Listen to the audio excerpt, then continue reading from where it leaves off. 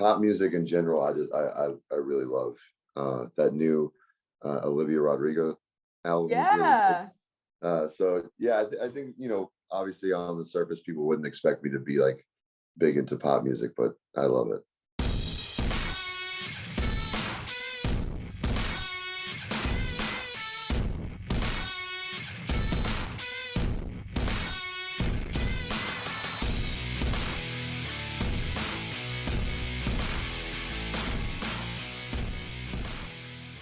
Hello, my friends, and welcome back to Let's Get Cereal, the weekly show where I, your host, Melissa Marino, eat cereal, talk about stuff, and sometimes talk to people.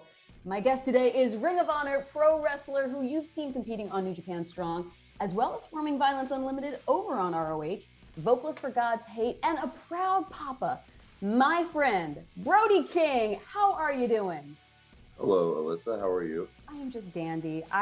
I gotta say, I'm really looking forward to our chat today, but I'm equally excited about the cereal that we've chosen for today. All right, 1, 2, 3. Lucky Charms Marshmallow Clusters. This was actually your recommendation, which I couldn't be more proud. One of these going to be similar at all to, what were they? Rice Krispies Treat cereal? I can tell by I'm opening the box, and it doesn't look like it's going to be. It doesn't at all. You are incredibly correct. So, yeah, Good. They do smell good. Yeah, the pieces they look like little clusters, but you can definitely see they're a little bit more puffed up than Lucky Charms are usually. Add our milk. I'm gonna make it a party. Yeah, the texture of the cereal definitely looks a bit different than normal Lucky Charms. I feel like normal Lucky Charms almost look like alphabets, Yeah. grain pieces. This looks definitely more puffy. I got a rainbow and a pot of gold here, I think. And like deformed unicorns. Well, they're the best kinds of unicorns, They're special unicorns. Exactly. All right, my friend. You got a good bite going? All right. Let's go. Cereal. Okay. They're definitely not like the Rice Krispies Treat cereal, but they're not half bad. I've had this flavor before. I just can't tell where. Like this type of cereal. I feel like the aftertaste, the sweetness is like a Lucky Charms, but the texture is almost like it's almost like a Rice Krispie. I'm glad that we can enjoy this bowl of cereal while we get to chatting. So earlier this year, you released a new God's Hate album to incredible reception, and it was the first record for you guys in 5 years. What was some of the inspiration behind the album? I think it was just we had started to get an itch to write new music, like right before the pandemic. Actually, it was quite a bit before. We were just kind of kicking around the idea. I mean, the previous record came out like right when I started wrestling pretty frequently. I just got done training and started getting on shows, and then obviously that kind of snowballed pretty quickly into becoming an every weekend thing, and then it became a full-time thing altogether. So between work and between wrestling and then obviously having kids, it was just like there was no room for that. So once everything kind of settled down and it was like, okay, wrestling's kind of taking the front seat as far as like my income, and my kids are, well, my son was 1.5-ish, and we didn't really have my daughter in mind yet, but we were kicking around the idea of writing new music. And then the pandemic hit, and it was like, okay, well, we have literally nothing except time to do this. So we kind of, put all of our energy and focus into that. And I think it really helped make the time pass, at least for the first half of the year, for the quarantine, for us to just be able to focus on something like that. Absolutely. I think having an incredible project like that to work on can definitely be fantastic for mental health. And, I feel like influences can really come from so many places, and I think sometimes from places we don't really expect. Who are some of the musical artists that you love that people might find a little surprising? So I'm me and the guitarist of our band, Colin Young, who writes all the music. We are massive pop music fans. Heck yeah. Uh, I mean, I have a tattoo of Lady Gaga on my shin. Um, but yeah, pop music in general, I really love. That new Olivia Rodrigo album is really good. Yeah. So yeah, I think obviously on the surface, people wouldn't expect me to be like big into pop music, but I love it. You are full of surprises. I like it. You keep people on their toes. What else is on the current Brody King playlist? Oh, the new Amigo the Devil album. Mm. He's a good friend of mine. He actually played at my wife and I's wedding, and we were kind of able to see him go from playing shows to 20 people in the audience to now selling out tours across the country. So that's really awesome. He has a new record out. It's more like he calls it murder folk, but it's like these pretty country folk songs, but about serial killers and other evil things. What a perfect mesh. I love that. Murder Yeah. folk. Perfect. Well, and you talked about kind of releasing an album at the same time that wrestling was starting to pick up. I was wondering which came first. Was it music or wrestling? Did one kind of fuel or lead to the other? So definitely wrestling was first. My dad was a fan of wrestling, kind of made me become a fan of wrestling. I don't actually know if he was a fan before me, but it was something that we kind of bonded early on with. I mean, my earliest memories are watching wrestling with him in the living room. So that was definitely, a huge part of my childhood. But also, like, he kind of introduced me to music as well. So he listened to bands like AC/DC, Black Sabbath, the Doors, Pink Floyd, like, the more aggressive music of his time. So I feel like that just kind of led me down the path that I eventually got to. It's like what's the aggressive of your time look like, and then go that route for sure. Yeah, exactly. Well, with a wrestling career that got started around 2015 out of the Santino Brothers dojo, it's taken you around the world to places like Japan, Australia, England. What has been your most memorable experience so far? I mean, the first thing that always comes to mind is obviously Madison Square Garden. Uh, Being able to wrestle there is, I think it's on the bucket list of any musician and wrestler to ever start their profession. So to be able to, kind of hit two birds with one stone was awesome. My entrance music is God's Hate. So my best friend Colin was sitting in the crowd listening to his band being played in Madison Square Garden. That was obviously an incredible memory. Also, wrestling in Japan at the Ryogoku Sumo Hall against Rocky Romero, who was one of my trainers, is obviously one of my greatest memories. It was myself and Marty Scurll versus Rocky and Kazuchika Okada. So standing in the ring with one of the best wrestlers in the world and Kazuchika Okada. No, that'll definitely be one of the top memories for me. Yeah, and obviously we talked about things kind of slowing down with the the quarantine and everything like that. But before that, did you ever really have a moment to look around and go, "Wow, I'm doing this. This is happening." Was that one of those moments for you? Yeah, that was definitely one of the moments where you're just like, so to kind of backtrack on that story, God's Hate did a tour in Japan in 2014 or 15. I don't remember which one it was. But while we were there, my wife and I went like a week early and we had like a little vacation. And Rocky invited us to a show at the Ryogoku Sumo Hall. And we watched him and Trent win the IWGP Junior Tag Team Championships. So it was kind of a full circle moment going from sitting in the crowd watching my trainer win a championship to being in the ring with him. So yeah, that was like kind of hey, I think I'm doing something right here. For sure. And speaking of other fantastic life goals, not too long ago you were featured in a comic book with Headlock Comics, Tales from the Road, War for Hardcore. And even more recently, you got your own action figure, which is available on shophonor.com. Those are, I think, some really outstanding life goals to achieve. So how did those opportunities come about, and were you involved at all in any of the creative processes? Uh, yeah, so the action figure actually came about right when I got signed to Ring of Honor.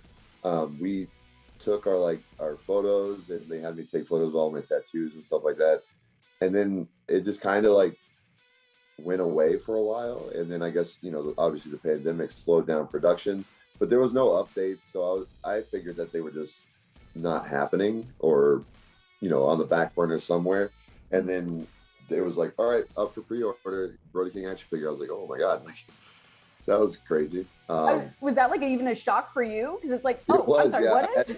I had no idea. I mean, I even I emailed the head of merch at Ring of Honor. I was like, hey, would it be possible to get a couple of these action figures? And they're like, they're not out yet.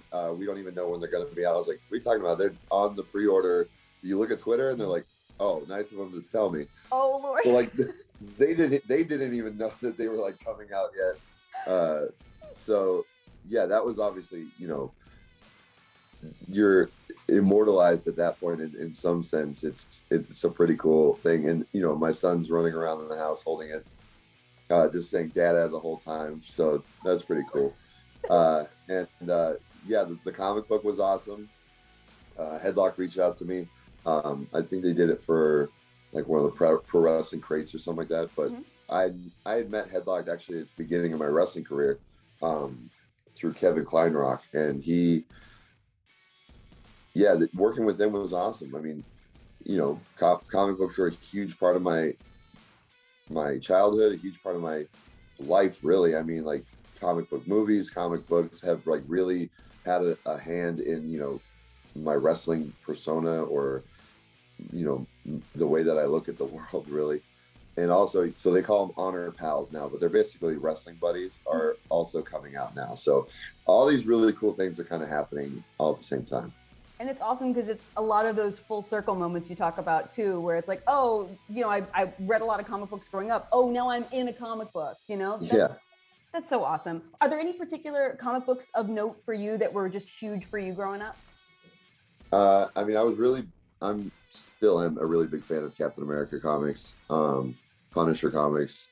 Yeah, mostly Marvel, but like I would say the one comic book that had like a big impact on like just the way I see the world kind of is Watchmen. When I read that like in high school, it was just kind of eye opening, I guess, and it also fit for like a punk rock kid to read that and kind of relate to it. And whether it's the art of the comics or the art of the action figure, I have to say how impressed I was with the intricacies of your tattoos. You are a very illustrated man, so they really did you justice there. That was very nice. Thank you. Well, we could talk all day about different accomplishments, but I gotta throw you a real nitty gritty, hard hitting question. All right. What was Brody King like as a little kid? So I've always been very social. I've always liked having friends, being around a lot of people. I've always been really high energy, kind of always bouncing off the walls. I never really liked sports. I never liked team sports. So like, I never, not that I didn't play well with others, but I didn't like having my accomplishments reliant on other people. Okay. So I always liked, playing video games that were more singular, or when I found wrestling in high school, that was like, okay, this is my thing. Like, I don't have to worry about a team messing it up for me, or messing it up for them. You know what I mean? Like that pressure was too much. I really liked drawing as a kid. I mean, obviously, like that kind of translated into adult life. But yeah, I guess I was just more of a creative kid. Like I always liked music and art and tattoos and stuff like that. So it's not much different than Brody King the adult. Fair enough. I liked wrestling. Yeah. It augments, I think, as you get older. And speaking of tattoos, when was your first one and what was it? So my first tattoo was when I was 19. I think I just turned 19, and it was the giant rib piece on my side that is like a mom and dad tattoo. Wow, way to just get started full force. All Yeah, right. maybe not the smartest, but it was definitely took one of the most painful ones out first. It's true. I think once you start there, everything else is just kind of not easy, but it's you can really handle anything. So I guess. I mean, tattoos suck. I hate getting tattooed. I just like the way it looks. it's you suffer for the art. So oh, and so I know that they're still super young, but do you see any similarities with either of your kids from how you were growing up? uh, yeah. I mean, Dante, my son, is super social. He loves making friends. I mean, we'll be going through Target and he's just yelling hi at everybody, and he doesn't stop either. So if you don't acknowledge him and say hi back, it just starts escalating higher and higher until he's like screaming across the store, "Hi!" And you're just like, "All right, dude, it's okay." All Like, right. not everybody wants to say hi. Uh, but yeah, my daughter, she's 9 months old, and she's really funny. Like she doesn't make like baby noises. She doesn't coo and stuff like that. She just growls at things. Uh, she's like "Rah!" all the time. She doesn't make like cute noises. She growls at everything.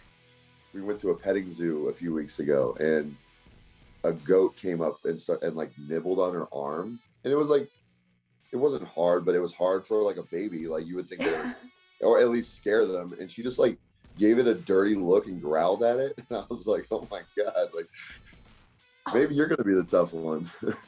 How proud did that make you as a dad? Like, yeah, Yeah, that's that my was awesome. kid. Well, and then the goat nibbled on my son's finger and he cried. So Oh, currently, my daughter is much tougher than my son. well, this could be the case. If your children were actually going to, be in a hardcore band or be pro wrestlers, which route would you rather see them take, or which route do you realistically see them taking? Honestly, probably both. I mean, they really go hand in hand as far as like a creative outlet and expression. I mean, for some people, that are able to write great promos or articulate great promos, that can be a big way of expressing themselves. But usually, it's within character. So being able to like write your feelings and emotions and putting them through song is huge. But then that physical expression with wrestling is also very important. I've always struggled with anger issues and stuff like that. So that like release has always been very helpful. I mean, without punk rock and hardcore music as a kid, I don't know. It's cliche to say, but I honestly don't know where I'd be. I mean, I used to get into fights a lot and stuff like that, and I think that if I didn't have a safe place to go every weekend and kind of release that, it might have bottled up into something worse, or been released somewhere that it wasn't socially acceptable to hit somebody else. And the same with wrestling. I mean, that kind of took the place in my adult age. There's a lot of energy behind being angry. So when you've depleted all that by training for 30 hours a week, you don't really have the energy to get mad at things. You definitely found some real healthy outlets, and luckily, they have served you very well. So, Yeah, they have. yeah. And as we have shown over the course of this interview, you're a busy guy. So, I'm not going to keep you too long. Our cereal's getting soggy. I do want to give my best to your family, but do you have any parting words for our Let's Get Cereal breakfast buddies? Well, my parting words would be I'm really proud of where you've come, Miss Kathy Campanelli, Oh. the HR lady. Uh, but yeah, I think that it's really awesome to see, everybody kind of, well, not everybody, but people that I, saw something in really kind of like take the ball and run with it. And, because I feel like I had a lot of support from a lot of people that saw something in me and needed a little push. So if you see that in somebody else, give them that little push. Maybe you need to buy them a pair of wrestling boots, or maybe you need to, just give them a few kind words, but it could really mean a lot to people. certainly means a lot to me. You were one of the first people that said, hey, you have your gear, go do something. So I appreciate it. And yeah, you never know who. And your gear was a blazer and a clipboard. You know what? And I still have that gear. I have a very solid clipboard. Thank you very much. Yeah, you never know who needs that little push, that little nudge in the right direction. So I want to thank you very much for that. And thank you so much for chatting with me. Now, where can all of our friends see you next? July 11th, Ring of Honor Best in the World, Brody King versus Jay Lethal. It's going to be great. First time singles matchup, correct? First time singles match with one of the best wrestlers on the planet. Well, obviously, best in the world. Best of luck to you, my friend, and my friends at home. Until next time, continue to do your best to be your best, and we'll see you later. My friends, thank you again for tuning in for another episode of Let's Get Cereal. Don't forget that you can support the show by joining the Patreon. Right there. You can also get your Let's Get Cereal t-shirts at belowthecollar.com. And make sure, as always, that you like, you comment, subscribe, and tell a friend. Watch that one. That's a great one. Actually, wait, you know what? That was pretty good too. See you next time.